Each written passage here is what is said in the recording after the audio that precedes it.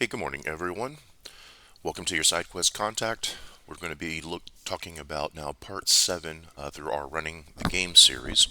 And today we're going to talk a little bit about well, let me just pull up my list.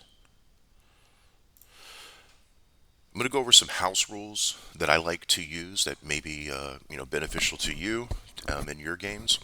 If not, then that's fine too, because again, this is all about you and your game and you and your players having a good time. And these are things that have helped me in that goal. Now we talked a little bit about initiative earlier on, but I want to dive a little bit more into it as we cover some other house rules. Now for initiative, now this is again we're in combat mode when we're dealing with initiative, right? So we don't want to bog it down really at all. We want to keep it smooth. We want to keep it flowing in a nice pattern, keep it exciting. And one of the ways we can do that is by managing initiative efficiently. Now, there are many ways to do initiative. A lot of DMs have different ways, and those are all equally fine. This is the way I like and the way I run it. I'm going to come up to my, where are we at? Here we are. Now, in a virtual tabletop, it makes things pretty simple, right? But it works in either regards, in either virtual tabletop or a physical tabletop.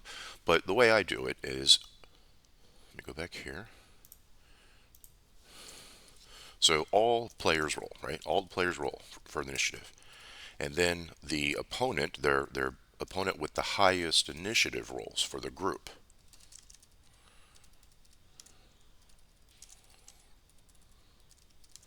and then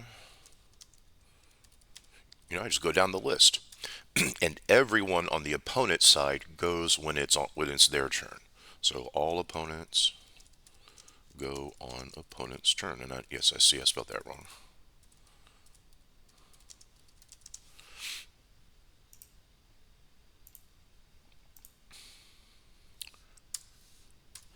Now, I don't like combat to have a static order all the time, every round, because I don't think real combat works that way, right? So like, okay, your turn, your turn, your turn, your turn. And yes, I understand that it's all theoretically happening together, but combat is a chaotic environment, right? Things unexpected happen. The best plans go to hell when the blood starts pouring and the people start screaming. So the way I keep initiative, interesting with the tabletop, I used to just do kind of go here, reset, roll all, and then it would roll for everyone. Now I don't really do that anymore. And what I do is I use the rule I use for physical tabletops, where the whoever went last gets to re-roll their initiative. And then maybe that bumps them up in the order for the next round, or maybe it keeps them where they are. But it does add a little bit of flavor, a little bit of chaos to the mix, and you want that. You don't want the players to be able to just every round know the exact order. You want to flavor that up a little, make them think a little more, because they're going to be planning their actions based off of who's next. Because a lot of actions involve I'm going to give you initiative, or I'm sorry, I'm going to give you advantage, or I'm going to give you a bonus, for bless or guidance or bardic inspiration. So keeping that order a little mixed up keeps them on their toes when they're trying to decide how they're going to utilize their powers and skills. So that's how I like that. Just to kind of keep that a little chaotic, but not too chaotic, right? Because you don't want to get it too crazy where it bogs down you actually running the game. And I had learned that making everyone re-roll every round did that. It kind of bogged down the game because everyone had to kind of reset and rethink each round. But the way I do it now, where the last person gets to re-roll, adds a little bit of flavor to it, just a little spice. So that's how I do my initiative.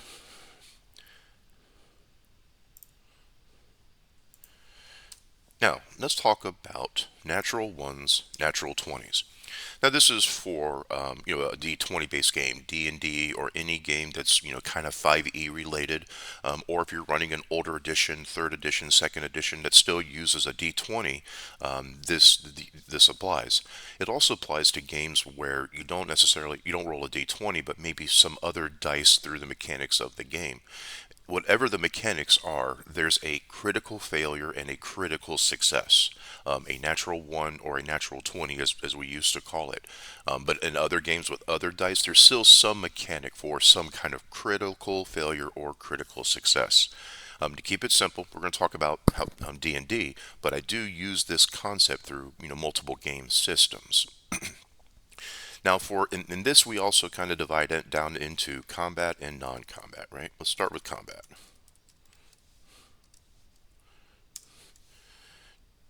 I'm going to go back to our map here. So let's say with combat, we got ranged, we got melee. Now, if we have two people in a melee, let's say we got Alan here meleeing against one of these people here. Now, a crit 20, that's the normal, right? You just double all the damage dice you roll because that represents some really good hit, headshot, gut shot, something that does a lot of damage. So that's already covered. We got the the natural 20 covered. But what about a natural 1? Now, when two combatants are engaged in melee combat, swords, axes, claws, teeth, whatever, they're up close. They're up close and personal, and they're trying to kill each other. If someone rolls a natural 1, to me, that represents that they've overextended themselves and their opponent gets an attack of opportunity. Just one attack. At the normal attack roll. So if you're rolling, you roll a crit 1, or your opponent rolls a crit 1. That could represent you slip, you lose your footing, you extend your swing arm too far out, you make a mistake, and that mistake allows your opponent a free attack. Now that may hit, that may not. So what happens if your opponent on that free attack rolls a natural 1? Well, the same thing. They saw that you made a mistake. They tried to take advantage of that. They overextended themselves, giving you now an attack back on them. But that rarely happens where you're having natural 1s multiple times. So you're not likely to have multiple natural 1s in a row. It may happen. It's happened maybe once or twice in my experience. But that's how I handle a natural 1 in a melee situation.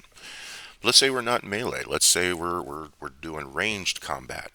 Now let's say we have our fighter up here who has a bow and wants to target, one of these bad guys really close to their ally. A natural 1 on this attack roll means, oh, sorry, you hit your ally with the arrow or the fire bolt or the crossbow bolt or whatever it is you tried to attack with. So a natural 1 in a ranged situation for me means you hit your ally if there's an ally like right there in the fight. So natural 1 for melee, you make a mistake, your opponent gets a free attack opportunity. Natural 1 in a ranged, you hit your ally if there's one up there. Now there's not an ally up there, well then just, yeah, you missed, no big deal. So let me kind of put that here for you. Nat 1 in melee means you make an error, opponent gets attack of opportunity. Nat 1 ranged means you hit an ally if there is one in melee combat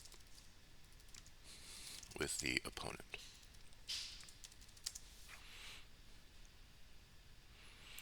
So that's pretty simple. And I like that rule. Again, it keeps things a little unexpected. Because the natural 20s are a big deal, right? When you hit that natural 20, everyone's excited. It's a big hit. You're rolling natural damage, a lot of damage dice, and so the ones should be equally impactful, in my opinion.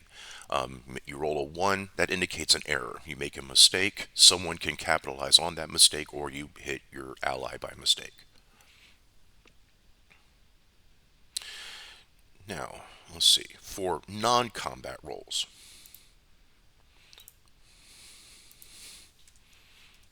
like story mode, investigating, persuasion, trying to figure things out, trying to open locks, those types of things. Now again, the natural 20 is kind of already covered, right? So let's take an investigation roll. Natural 20 roll is rolled, and that means that that person who that investigator, that player found a lot of good stuff. They the jackpot, as it were, of information. You could kind of give them pretty much all the discovery points that you created for the story. You can say, okay, here's what you find, and kind of give it all to them instead of handing it to piecemeal. Now, I used to take natural ones in story mode and try to find ways to implement them, but I found that that became a little cumbersome. I'll give you an example. So let's say you're making an arcane roll to see if you know what some magical thing is, but you roll a natural one. The way I used to take that is I used to take that natural one and say, okay, you believe a wrong answer. You believe like something incorrect. You try to figure out, okay, what was that spell? Natural one. Okay, I'm going to tell you a spell, but it's going to be the wrong spell, and but you believe what it is. Same thing with like investigation, trying to figure things out. A natural one it used to for me meant that you believe something false now. The reason it's become cumbersome is keeping, for me anyway, keeping track of what the false things all the players are supposed to believe, and for the players trying to role play that out, right? They know it's false, right? They know. So I used to cover that. I used to hide the roles. Okay, I'll make the role for you. You're going to make an investigation roll. I'll make the role for you. But I've discovered players don't like you rolling for them, which brings me to kind of another point I wanted to bring up. Your dice rolls. I'm going to put that up here. DM dice rolls. I and this again. This is my rule. You do what you want, but I always have them public. I never hide my DM rolls. And I'll tell you why. Let's say I roll a natural 20 and it's a hidden roll. Okay, the player's okay, okay, he rolled natural 20, they don't see it, right? But then let's say I do roll another natural 20 not too much later, right? Well, they're not seeing the roll, so now they're thinking, is he really rolling a natural 20? And then what if a little later I roll a third crit 20? All right, now the players are not going to believe me, right? Because I'm hiding my rolls, I'm hitting 20s all the time. So when I hit a 20, I want the players to see that, right? Here's the 20, you got hit. If my NPCs or my combat opponents roll a one, again, I want them to see that so that they know what's going on, right? Because if I hid my rolls and I rolled a one, I could just go, never mind that. Oh, he missed. I don't have to tell them it's a natural one. So I make my rolls all out in public. Now, one thing I will do is I won't tell them what I'm adding. Like I just might roll a d20 and think to myself, okay, what's the bonus to that d20? But they get to see the roll, but they don't know necessarily what I'm adding to it. So make your rolls public, right? Because again, if you are rolling lots of natural 20s, then they're not gonna believe you if your rolls are hidden. And that goes for your players too. Have your players roll out in public too, right? Don't let them be hidden somewhere. If you're on a virtual tabletop, make them use their virtual tabletop dice. Don't let them roll on a physical die and tell you what they got. Let everyone see what everyone rolls, and there's no suspicion, right? Because again, even with a player, what if that player rolling on a physical dice and telling you does roll like two natural 20s and then a third natural 20? You, as the DM, and the rest of the players are likely not to believe that because it's not something that is. It's not probable. It's possible, but not probable. So if it happens, you want it visible, you want it seen, so everyone knows it's legit. So players two, roll roll in public for everyone to see. I'm going to add to this here that I never hide the roll, but I do keep secret sometimes what I'm adding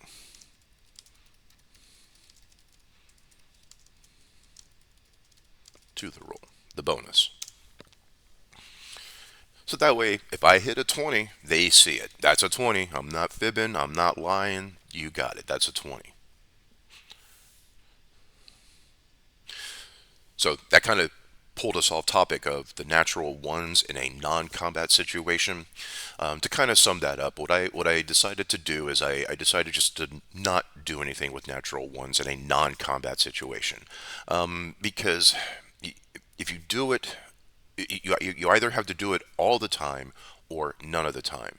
Because if you do it some of the time, players might think you're picking at them. Oh, hey, why did my natural one matter, but this other player's natural one didn't matter? So if you're going to use it all the time. If not, don't use it at all. And I just decided it's easier for the running of the game if they roll a natural one in a non-combat situation. It just means they missed. They failed. They didn't figure it out. They didn't persuade the guard. They didn't do the thing they want to do. So story, we got nat 20, and I do consider that equals a big success, a big critical success in whatever you're trying to do. And a nat 1 just means you failed at it.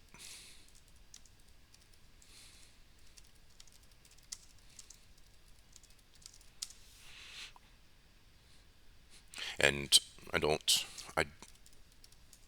make any severe implications for what that nat 1 means. It's just a fail.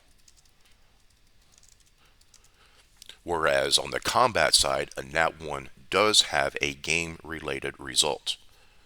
Your opponent gets a free attack on you, or your ally hit you with an arrow instead of your opponent.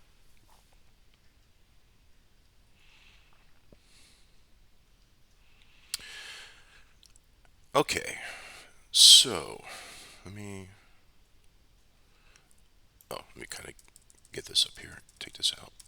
I had that covered up here. Okay, where are we at on time? We're doing all right. So let's talk about tracking resources, arrows, rations, coins, anything that your players have a lot of that they use, that they spend. I'm going to be honest. I'm not a resource tracker. I don't. If when you stop at town, if you tell me you're buying a bunch of arrows, okay, you bought a bunch of arrows. I don't need to know the number.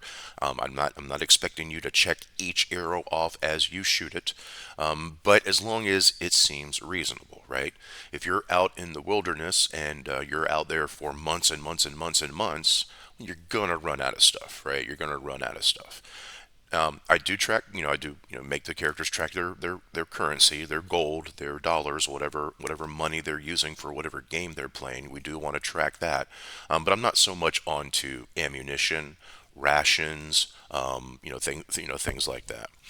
And again, this is me, and that doesn't mean that that type of play is wrong. If that's what you like, if you like the tracking your resources, you like doing that sort of stuff, then do it. This is what I like. This is what works for me. So I don't track resources except currency, their money, because that's what they're buying stuff with, right? So you definitely don't want to just assume that's unlimited.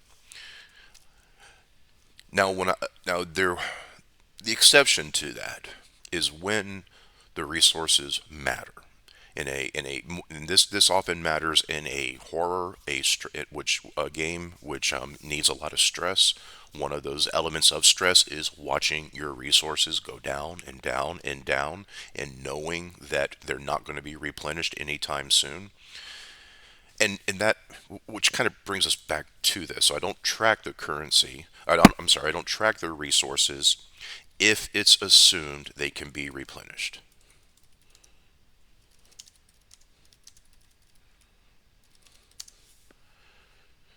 Now, we do track resources if we need an element of stress, horror,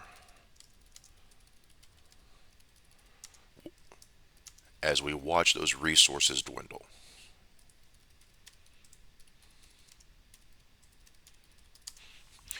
So this could be a situation where your players are trapped. They're trapped in a place. They're not going to be able to replenish their resources. So as you're trying to implement like a feeling of stress and fear on the players, watching their resources dwindle is a good way to do that. So it really depends. Are we? Is this? Is, do I? Is excuse me? Is tracking the resources important for some theme? Are these resources replenishable at a reasonable rate? If they are replenishable, I don't bother. I don't care about, you don't, if you want to as a player, great. If you want to check off arrows as you use them, great. I don't require them to. If replenishment is, going to come reasonably soon. But do track them if you need to add that element of fear, stress, and horror to the game for if that's the theme of the game. All right, last thing I want to cover, we're going to talk about evil players next time. Evil players and evil campaigns. The next thing I want to cover is rewards, player rewards. So I don't really plan this ahead, right? Whatever, because the dungeon masters, again, I'm going to refer to D&D because our dungeon master's guide has some pretty cool guidelines for treasure and such. So what I normally do, let's say they're fighting, because what I like about these tables is they have individual tables and they have layer or horde tables. So if you're running across, if your players are running across an encounter just out in the wilderness, like maybe a few orcs or something similar like that, you can go to the individual treasures. And I'll be honest, I don't deal with copper, silver, electrum. All I really look at is gold and platinum, mostly just gold. So if we got a challenge rating 0 through 4, let's say there's a group of kobolds, a group of orcs, not a whole horde of them, but a scouting party, right? So after they beat them, whatever equipment they have on them, plus 3d6 gold pieces amongst them, not each of them. Some will have a few gold pieces, some may not have any gold in their pockets, but I would roll that to determine, hey, you found that many gold pieces. So congratulations, you killed the kobolds, you get their equipment, and 6 gold pieces amongst them. There's kobolds, right? They're not going to be loaded with coin. So that's one. That's how I like to do treasure when they're out, traveling. They haven't found a lair or a horde, but there's also horde treasures too. So let's say here they found that cave of kobolds or goblins or orcs or whatever it is. So now we have our treasure horde, right? So challenge rating 0 through 4. Again, I don't worry about any of these other things. I just say, okay, so all right, you've cleared out the goblin cave, you've cleared out the orc cave, whatever it is. So let's see what you find. Then I come to here. I don't have this pre-planned. I come to here and I say, okay, let's see what you find. You're gonna find 2d6 times 10. You're gonna find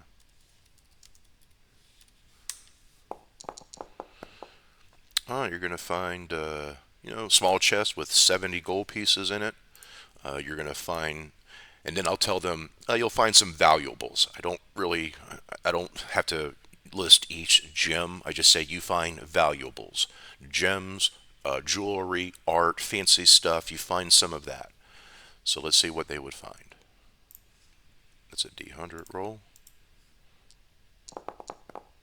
So an 84. So they might find some good stuff here. Here's 84. 2d6 times 50. All right, so you find valuables, gems, jewelry, art, paintings, and such, all about worth about 400 gold, 8 times 50. And they can just, whoever is their treasurer. I do like to have someone, keep track of the stuff they find, not just, not the individual things they're going to keep, but the group treasure. So you found some coin, you found some valuables. Do we find any magic? So with an 84, we do. 1d 4 times on this table, table C.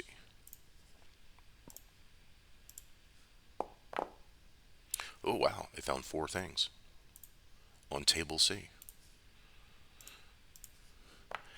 And as I'm rolling, I would describe to them, okay, 54. You also find, a potion. And if any of them, and if they have, there's someone, a priest or a wizard, so there's some arcane, I'll just tell them it's a potion of heroism. You'll know. You would know. And then you find 69 is a spell scroll of a fifth level spell. I might even let them pick a spell, really, just to give them a free spell. Yeah, pick a fifth level spell. You found a spell scroll. You have that. And then, oh, we found four items. 83 Qual's feather token. Huh. Looks like a tiny feather. It's a type of feather. Okay, so something like this, I would want them to roll, or they would need to study. I would make a note that they found Qual's feather token, but to them I would just tell them, yeah, you found looks like a feather, it looks like a quill, and then make them figure out what it is. And then they had one more. 36. Potion of diminution. Diminution? Whatever. And again, this is a potion. So if there was a wizard, someone with some arcane priest, whatever, I would just let them know. You take a whiff of the potion. Oh, okay, I think I know what this is. So that's how I do treasure. I keep that simple. I don't really pre-plan ahead for any treasure, unless it's an NPC, right? An important NPC in which I might come over here to roll to see if there's any magic items that they're using. Because one of the things that I've always thought about treasures, why is this treasure just lying about? Why aren't the opponents using these treasures? And in some cases they just may not know what it is. Like these kobolds, goblins, whatever, they may not know what these potions are, and they're afraid of them. It's loot they found from some raid, so it's probably just kind of stashed in the corner. They don't know, they don't know how to identify it. They're probably scared to drink it. So that's probably why they have those there. And they definitely don't know what that feather is, so it's not something they could use. But like for an important NPC, I might come in here beforehand and determine if they have any, like a sword +1 or an armor plus 2, something like that, just to give them a little extra oomph when they go against the players. All right, let me check my list. So just kind of make some notes here. I don't plan ahead. I decide, after they've defeated the enemy, unless it's an important NPC and I want them to have some kind of magical stuff that they use.